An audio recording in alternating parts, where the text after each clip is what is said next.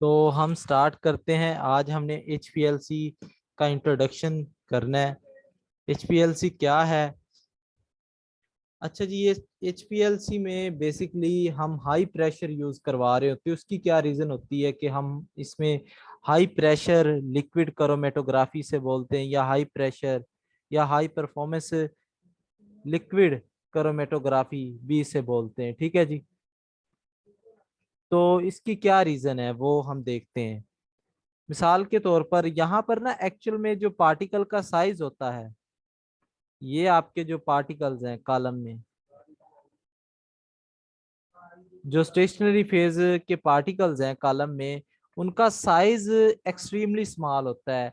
और यहाँ मैं एक कॉलम लूँ, अगर मैंने ये पहले भी आपको बात बताई है जब हम कॉलम क्रोमेटोग्राफी पढ़ रहे थे, ये पार्टिकल स्टोन्स हैं, बड़े बड़े स्टोन्स हैं, इनका साइज लार्ज है,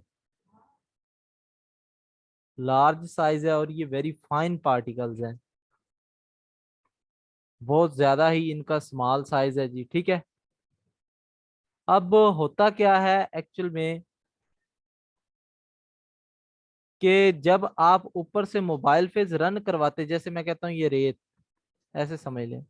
अब मोबाइल फेज यहाँ पर जो होगा वो लेस फ्लो रेट होगा, मोबाइल फेज का लेस फ्लो रेट होगा। लेकिन यहाँ पर आप जैसे मोबाइल फेज ऐड करेंगे तो इजीली मूव कर जाएगा, क्योंकि लार्ज पार्टिकल हैं, उनकी रेजिस्टेंस कम होगी, उनके दरमियान वॉइड्स ज्यादा होती, स्पेसेस ज्यादा होती, जबकि स्मॉल पार्टिकल्स के दरमियान वॉइड्स जो होती हैं वो आपकी कम होती हैं। तो इसलिए फिर उसमें मोबाइल फेज जो होता है वो डिफिकल्टी से मूव करता है। तो यहाँ पर आप स्मॉल साइज लेते, मैंने रीजन बताई थी, सरफेस एरिया इंक्रीज होता है स्मॉल साइज से। सरफेस एरिया इंक्रीज होने से जो कॉलम की एफिशिएंसी है सेपरेशन की, कॉलम एफिशिएंसी जो होगी वो फिर इंक्रीज कर जाती है। अब चूंकि मोबाइल फेज का रेट कम हो गया है, तो फिर आप ऊपर से हाई प्रेशर लगाते हैं, हाई प्रेशर लगाते हैं, इसीलिए आप इसको हाई प्रेशर लिक्विड क्रोमेटोग्राफी भी बोल देते हैं। ठीक है जी। हाई परफॉर्मेंस या हाई प्रेशर लिक्विड क्रोमेटोग्राफी बोल देते हैं। तो ये इसकी थोड़ी सी साइंस थी, जो इसके पीछे की रीजन थी कि क्यों इसे HPLC का नाम दिया गया। और ये बेसिकली टाइप है कॉलम क्रोमेटोग्राफी की, टाइप ऑफ कॉलम क्रोमेटोग्राफी। ये भी पूछ लिया जाता है, ये भी आपने याद रखना है।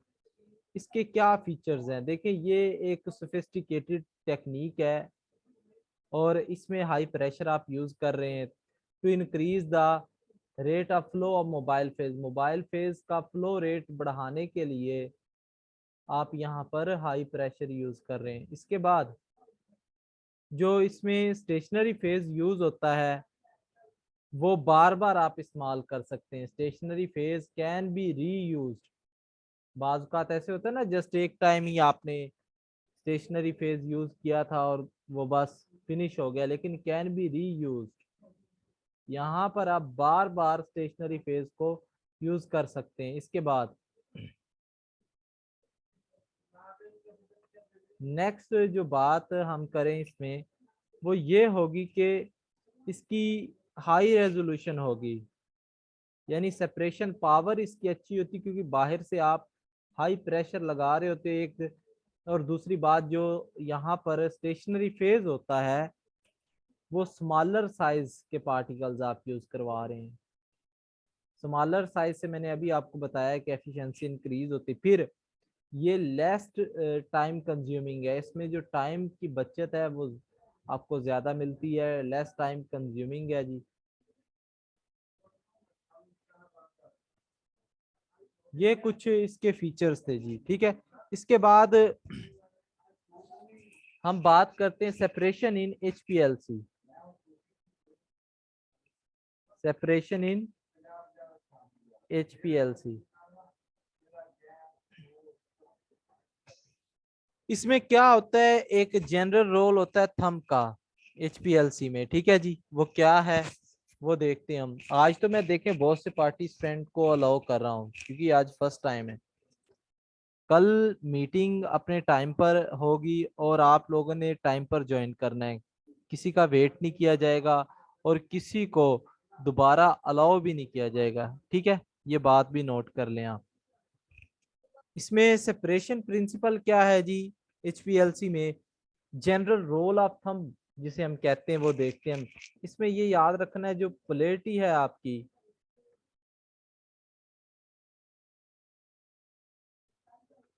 पोलैरिटी ऑफ एनालाइट,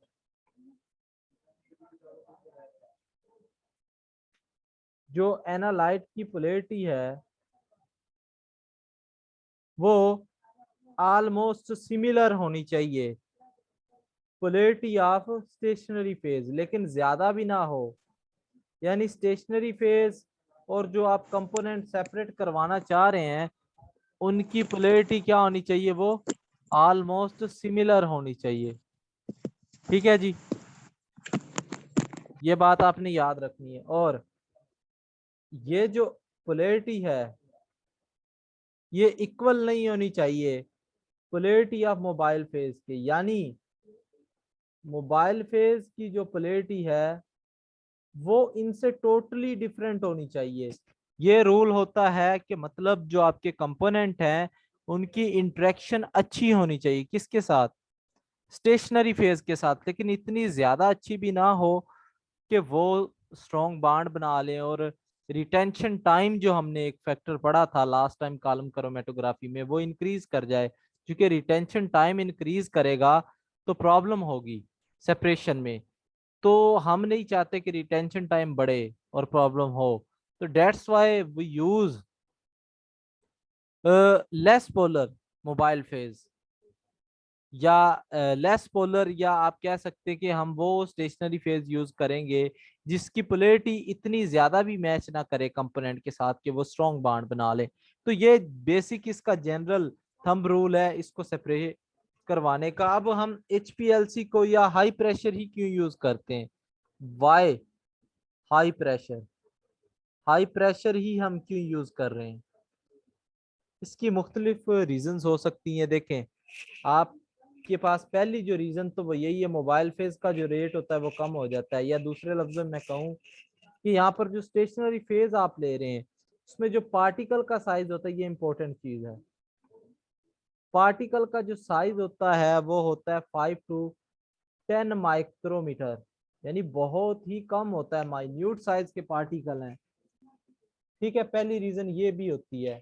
दूसरी बात,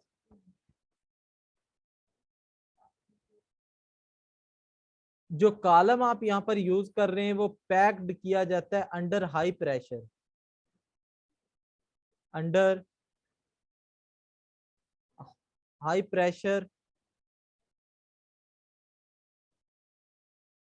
क्योंकि हाई प्रेशर में क्यों किया जाता है, इसकी रीजन यही है कि जो पार्टिकल का साइज होता है ना वो कम होता है। पार्टिकल का साइज कम होने से क्या प्रॉब्लम आ सकती है कि मोबाइल फेज जो है उसका रेट कम हो जाएगा, रेट डिक्रीज कर जाएगा, रिटेंशन टाइम आरटी जो होगा वो इंक्रीज कर जाएगा। फिर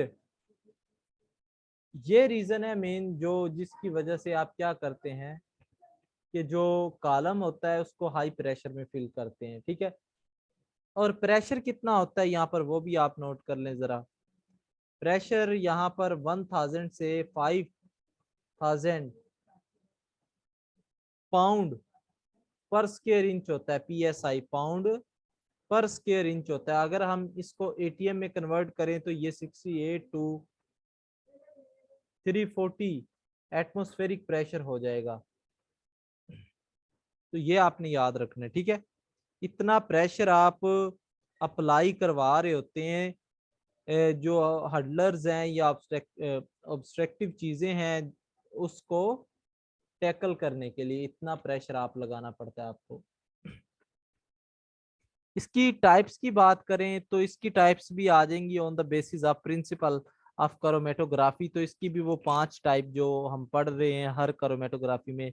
पार्टीशन क्रोमेटोग्राफी है इसमें भी, दूसरा इसमें एड्सॉर्प्शन क्रोमेटोग्राफी है, तीसरा इसमें आपके पास आ जाएगा आयन एक्सचेंज क्रोमेटोग्राफी,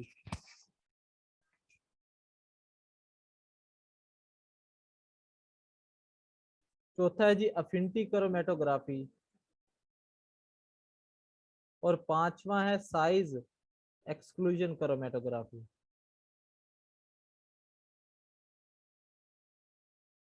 तो ये पांच बुनियादी इसकी टाइप्स हैं, एग्जाम है, ठीक है। इसके बाद हमारे पास आ जाता है इसका इंस्ट्रूमेंट।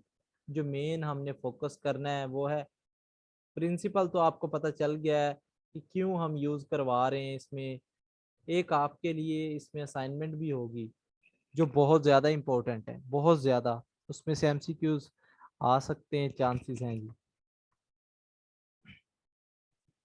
इंस्ट्रूमेंट की हमने बात करनी है, तो जनरल डिस्क्रिप्शन जो है इंस्ट्रूमेंट की वो मैं आपको बता देता हूँ। तो इसमें तीन चीजें हैं। Number one, solvent delivery system है पहला। तो सॉल्वेंट डिलीवर करने के लिए जो सिस्टम होता है वो सॉल्वेंट डिलीवरी सिस्टम है। बी, इसमें है आपके पास सेपरेशन सेक्शन, सेपरेशन सेक्शन।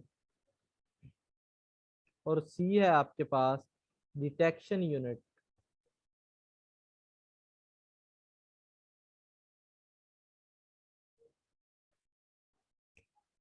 ठीक है जी, ये आपके पास है इसके तीन पार्ट्स, ठीक है। और हम इसको जनरली मैं अगर आपको बताऊं तो वो इस तरह से होगा।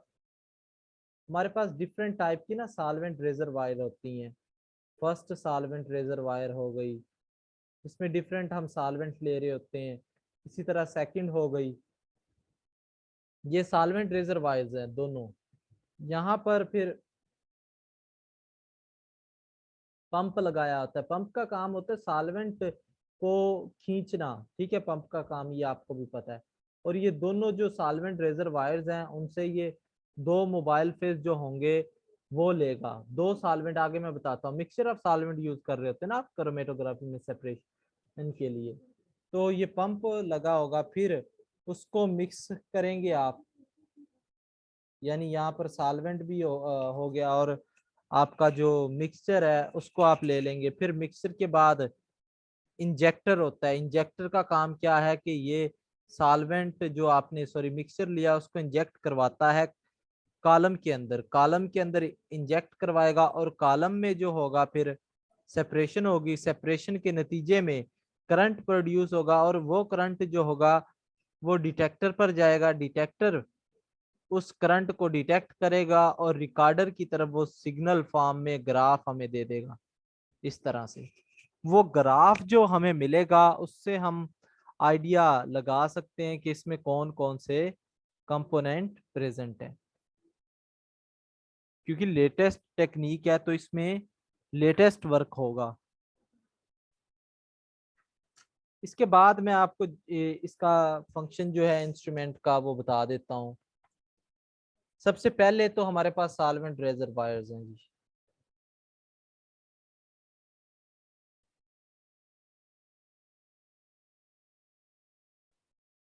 ये डिफरेंट टाइप्स की हैं।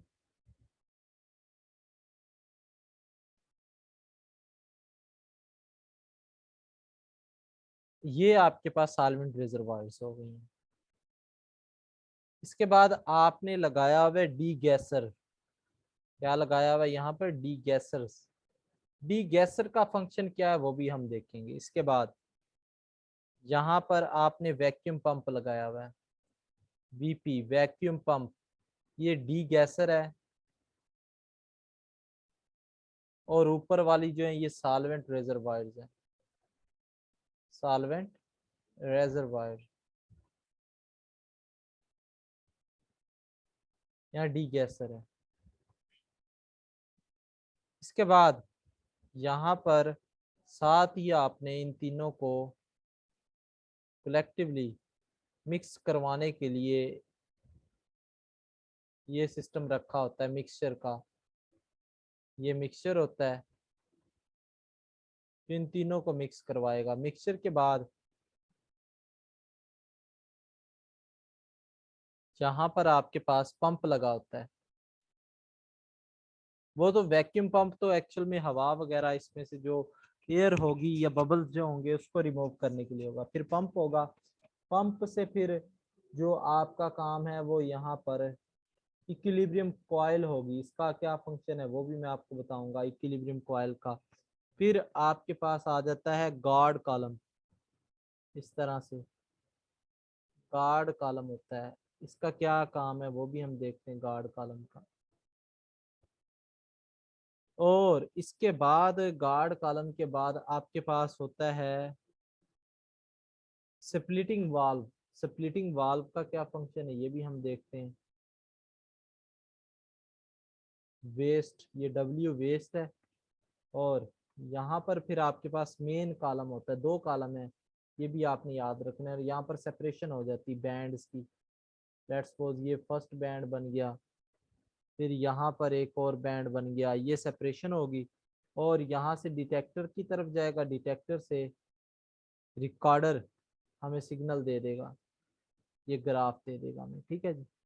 अच्छा, तो पहले हम देखते हैं सबसे फर्स्ट हमारे पास सॉल्वेंट रेजरवायर है। अब हम डिफरेंट टाइप के सॉल्वेंट ले रहे हैं। लेट्स सपोज हम एसीटोन ले रहे हैं जी, एसीटोन ले लिया, बेंजीन को ले लिया साथ, और कार्बन टेट्राक्लोराइड ले लिया, बेंजीन, एसीटोन और CCl4 ले लिया। हमने तीन तरह के सॉल्वेंट ले लिए इन रेजरवायर में, हमने तीन तरह के सॉल्वेंट ले लिए।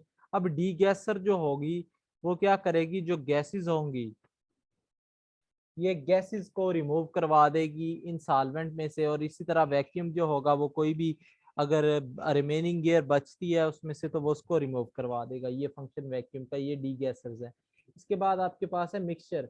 अब मिक्सचर क्या करता है कि जो आपने ये ABC ये सॉल्वेंट लिए थे, लेट्स सपोज बेंजीन, एसीटोन और कार्बन टेट्राक्लोराइड, ये तीन आपने लिए थे मिक्सचर में। जब आप इसको इंट्रोड्यूस करवाते हैं, ठीक है, तो ये इनको अच्छे तरीके से मिक्स करवा देता है, इनको अच्छे तरीके से मिक्स करवा देगा, ये आपने याद रखना है, ये गुड मिक्सिंग करवा देगा। और आगे आपका होता है पंप। पंप क्या करता है कि ये जो मोबाइल फेज आपने लिया हुआ है, जो मिक्सअप हो गया है, अब उसको ये ट्रांसफर करने के लिए इस्तेमाल होता है। तो ये उसको फिर आगे लेकर जाता है इक्विलिब्रियम कॉइल की तरफ। ये है इक्विलिब्रियम कॉइल। इक्विलिब्रियम कॉइल, इसका क्या फंक्शन होता है? इक्विलिब्रियम कॉइल जो होती है एक्चुअल में, ये अगर आपका थोड़ी भी कमी रह जाए कि आपके जो सॉल्वेंट है अच्छी तरह से हल नहीं हो रहे, तो ये हल करवाने में मदद देती है। जो इक्विलिब्रियम कॉइल होती है ना, ये अगर आपके सॉल्वेंट में कोई भी कमी रह जाती है तो ये उसको हल करवाने में मदद देती है, ठीक है। इसके बाद आपके पास आ जाता है ये God column, GAUD, God column. अच्छा, इसका क्या रोल है गार्ड कॉलम का? गार्ड कॉलम जो है ये फिर आपका जो इम्प्योरिटीज वगैरह हैं, जो सॉल्वेंट आपने लिए हैं उसमें जो इम्प्योरिटीज हैं ये उनको रिमूव करवाने के लिए इस्तेमाल होता है। फिर आगे स्प्लिटिंग वाल्व आ गया। अब देखिए स्प्लिटिंग वाल्व, ये जो एस मैं इधर लिख रहा हूँ, स्प्लिटिंग वाल्व क्या करता है कि यहाँ पर आपका वो एनालाइट होते हैं या सैंपल होता है यहाँ पर, ये साथ ही स्प्लिटिंग वाल्व के, ये याद रख लें यहाँ पर ये एनालाइट का पोर्शन है। अच्छा, स्प्लिटिंग वाल्व क्या करता है कि जो सॉल्वेंट एक्सेस में होता है, जितना चाहिए होता है उतना रख लेता है, और जो एक्सेस में होता है उसको वेस्ट की तरफ भेज देता है, ये डब्ल्यू की तरफ भेज देता है, वेस्ट, वो वेस्ट की तरफ चला जाता है। और जितना यूज करना होता है वो फिर आगे एनालाइट चैम्बर में चला जाता है। अब एनालाइट और जो आपका मोबाइल फेज था ये मिक्सअप हो गए हैं, ये दोनों क्या हो गए, मिक्सअप हो गए। अब ये फिर जाते हैं कॉलम की तरफ, कॉलम की तरफ सेपरेट होने के लिए। किस पर जाते हैं, ये कॉलम की तरफ। और इसके ऊपर आपको पता है स्टेशनरी फेज वगैरह लगा होगा, और उसकी मदद से आप फिर इसको सेपरेट करवा लेंगे। कॉलम पर जाते हैं और ये यहाँ से सेपरेट होते हैं, और फिर आपका यहाँ से इलेक्ट्रिकल सिग्नल डेवलप होता है जो डिटेक्टर पर जाता है, और डिटेक्टर हमें फिर ग्राफ देता है। और उस ग्राफ को हम लिटरेचर में कंपेयर करके डिफरेंट कंपोनेंट जो प्रेजेंट होते हैं उनको नोट कर लेते हैं। ठीक हो गया जी। यहाँ तक अगर किसी को कोई प्रॉब्लम है तो वो दोबारा से पूछ सकते हैं जी। ये जनरल एक ओवरव्यू दिया मैंने आपको, इंस्ट्रूमेंट का। यहाँ तक कोई भी प्रॉब्लम है तो आप लोग पूछ सकते हैं। सर एनालाइट जो है वो रिमूव करता है एक्सेस सॉल्वेंट को। जो एनालाइट है ना जी, वो तो आपका जिसको सेपरेट करवा रहे हैं ना आप, वो है जो सॉल्वेंट आपका होता है ना, जितना चाहिए होता है वो एनालाइट की तरफ मूव कर जाता है, और जो एक्सेस में होता है वो वेस्ट की तरफ आ जाता है। ठीक है। Okay sir. तो ये इसका एक बेसिक इंस्ट्रूमेंट था। जितनी चीजें हमने कर ली हैं यहाँ तक। तो इसके बाद हमारे पास सॉल्वेंट रेजरवायर, हम दो तीन पार्ट भी इसके डिस्कस कर लेते हैं। सॉल्वेंट रेजरवायर,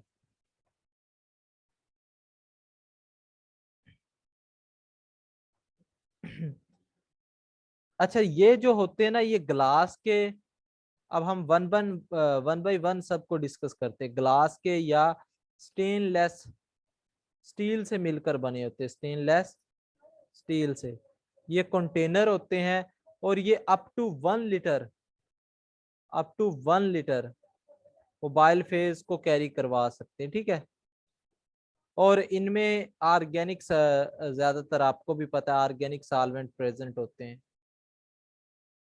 ऑर्गेनिक सॉल्वेंट्स हो गए, या एक्वस सॉल्यूशन टाइप हो गया, या कोई बफर, या बफर जो पीएच कंट्रोल करने के लिए इस्तेमाल होते हैं वो हो सकते हैं। ठीक है।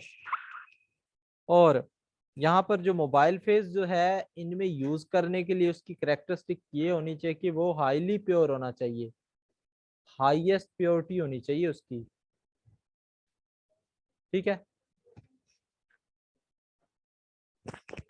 ताकि उसमें जो इम्प्योरिटीज हैं वो इनको सॉल्वेंट रेजरवायर को कंटेमिनेट ना करवा देना, क्योंकि इम्प्योरिटीज होती हैं वो डिपॉजिट हो जाती कॉलम पर, और फिर डिसरप्ट करवा देती कॉलम क्रोमेटोग्राफी को, और ये टेक्निक फिर इतनी यूजफुल नहीं रहती। तो मोबाइल फेज का प्योर होना बहुत जरूरी है।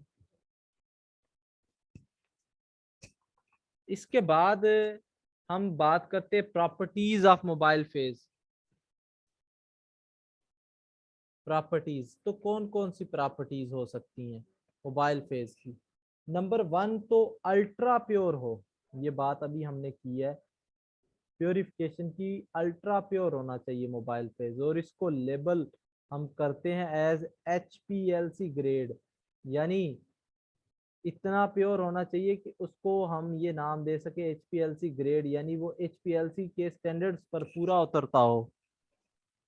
इसके बाद ये इनएक्सपेंसिव होना चाहिए, इनएक्सपेंसिव हो। और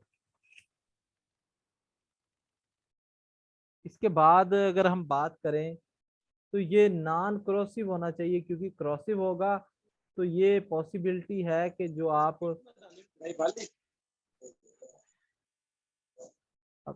पॉसिबिलिटी ये है जो आप कंटेनर यूज कर रहे हैं उसको क्रोड कर दे। ठीक है। इसके बाद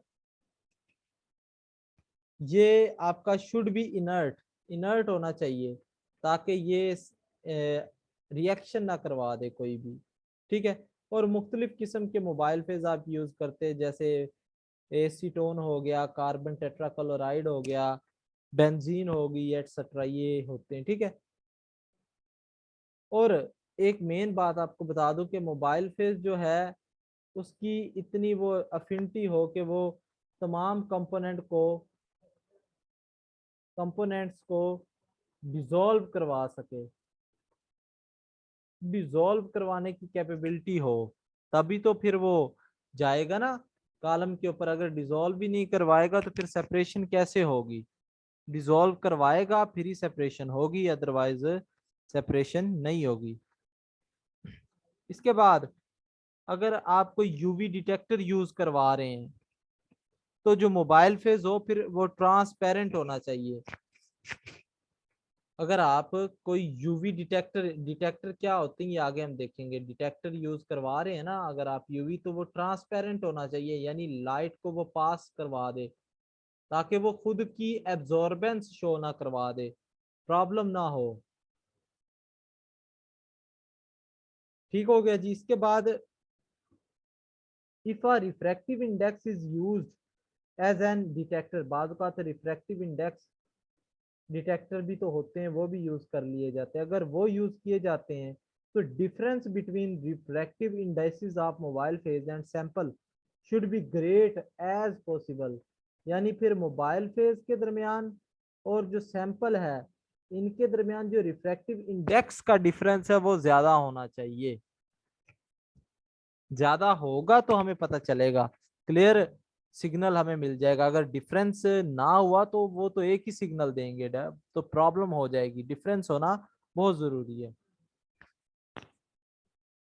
If the elute is to be recovered for further processing, then lower boiling point of solvent is required। यानी आप चाहते हैं कि उसको दोबारा से हम यूज करवाएं, तो फिर आपको लो बॉइलिंग पॉइंट वाला क्या यूज करना पड़ेगा जी, सॉल्वेंट यूज करना पड़ेगा। ठीक है, तो ये आपने नोट करना है।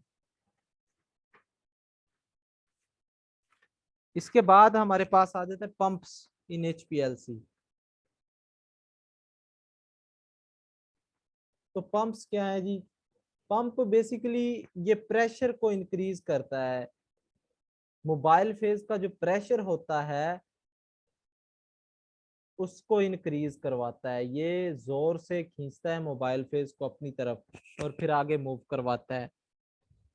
अब पंप जो होते एक कांस्टेंट फ्लो रेट मेंटेन करवाने के लिए इस्तेमाल होते हैं। कांस्टेंट फ्लो रेट के जैसे 10 मॉलिक्यूल जा रहे हैं पर सेकंड, तो एक कांस्टेंट रेट है ना, चेंज ना हो रहा है, फ्लक्चुएशन ना आ रही हो, तो पंप का ये मेन रोल होता है कि वो कांस्टेंट फ्लो रेट को मेंटेन करवाते हैं। और फिक्स प्रेशर रेंज होती है इनकी तकरीबन 1 से 550 बार प्रेशर के अंडर ये वर्क करते हैं। अगर हम इसको पाउंड पर स्क्वायर इंच में कन्वर्ट करें तो 14.6 से 8000 पाउंड पर स्क्वायर इंच में इनकी रेंज होती है। ठीक है, और इस तरह के जो पंप होते हैं वो हमें can provide a wide range of flow rate. और ये जो हम इस तरह के जो प्रेशर के पंप यूज करवा रहे हैं हम 8000 वाले, तो ये हमें आप कह सकते हैं वाइड रेंज प्रोवाइड कर रहे हैं। फ्लो रेट जो होता है मोबाइल फेज का वो इससे इंक्रीज हो जाता है, तो वाइड रेंज हमें मिलती है। टिपिकली फ्रॉम जो रेंज होती है वो 0.01 टू 10 ml पर मिनट, इतना यानी कि मोबाइल फेज वो मूव कर सकता है। ये भी आपने याद रख लेना है। ठीक है, और अगर आपसे पूछा जाए कि कन्वेंशनल एनालिटिकल मेथड में कितना फ्लो रेट होता है, तो वो जरा नोट करें। वो होता है 0.5 से 2 ml पर मिनट तक। ये जो कन्वेंशनल आपके पास फ्लो रेट होता है वो इतना होता है। ये for conventional analytical HPLC column and fast flow rate are use for preparative और सेमी प्रिपरेटिव पर्पज। एनालिटिकल का मतलब होता है बेसिकली लेबोरेटरी में जो काम किया जा रहा है, और जो आपका प्रिपरेटिव है, ये सेमी प्रिपरेटिव कॉलम है, वो इंडस्ट्रियल लेवल पर काम हो रहा है, वहां पर आपको ज्यादा चाहिए फ्लो रेट, तो वो 0.01 से 10 तक होगा। ठीक है, अब ये कॉलम जो है, ये पंप जो है, इसको हम फर्दर देखेंगे कल। आज का लेक्चर हम यहाँ पर एंड करते हैं और कल इंशाल्लाह हम एचपीएलसी को खत्म कर देंगे। अगर आपका कोई भी सवाल है तो आप लोग पूछ सकते हैं जी। और इस यानी मीटिंग एंड हो जाएगी आज की यहाँ पर ही, जैसे ये मीटिंग एंड होगी जी। कोई भी सवाल है आप लोग पूछ सकते हैं। बाकी टेस्ट आपको अभी प्रोवाइड कर दिया जाएगा, वो आप सॉल्व करें। और कल के लिए जो टेस्ट चैप्टर वो भी आपको सेंड कर दिया जाएगा। ठीक है जी, फिर